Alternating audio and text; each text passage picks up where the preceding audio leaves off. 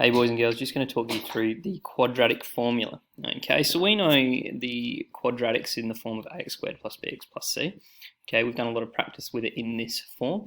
The quadratic formula actually finds x on its own. So I'm just going to run you through how they actually do that. You don't need to remember this, okay, but I'm just going to show you how they actually find x on its own. So the first time when we've been factorising, the best thing to do is get rid of this coefficient in front of the x squared term. To get rid of that coefficient, you divide it, right? So if I was to divide it by a, that then cancels out and leaves it with 1x squared. That means plus bx divided by a plus c divided by a equals 0 divided by a. 0 divided by a is, of course, 0. So now what I want to do is I want to get rid of this constant. Okay, to get rid of add c over a, we take it.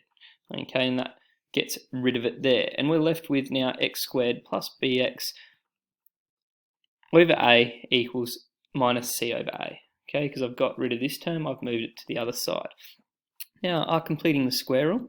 Okay, to complete the square, we know that the constant term, this squared term we're going to put in here, is a half of b, isn't it? So how could we do a half of this? Well, if we did a half multiplied by bx over a, isn't that the same as 1bx over 2a? Okay, I don't want the x though in this one. Alright, I just wanted the coefficients. Alright, sorry, I've lost where my mouse is. And that equals minus c over a. Okay, so now I'm left with this term squared.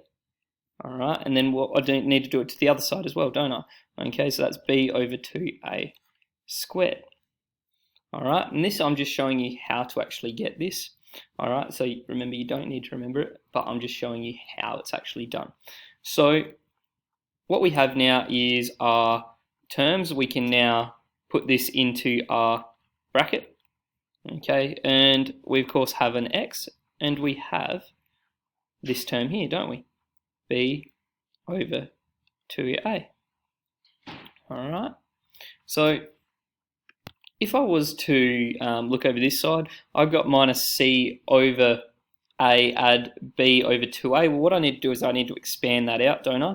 Okay, and what we're going to be left with is something like b squared take 4ac over 4a squared. Once we expand it and collect all the like terms, this is what we're going to be left with.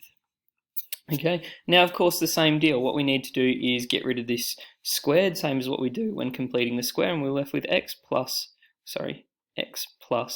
b over 2a is going to equal the square root of all of this b squared, take 4ac over 4a squared. Okay, and what this now does is we're going to take this away, don't we? So x equals, now to take that away, we take it to both sides, take b over 2a, take b over 2a, and we need this in a form where we can actually take it away from this here. Okay, so what I need to do is I need to square root 4, which is 2. Square root of a squared is just a. Okay, and that leaves me with 2a, doesn't it? Okay, when I'm collecting my like terms, we need the same denominator. Alright, and so we're left with minus b plus minus the square root of b squared take 4ac over that common denominator of 2a. Alright, so that's how they actually get the quadratic formula.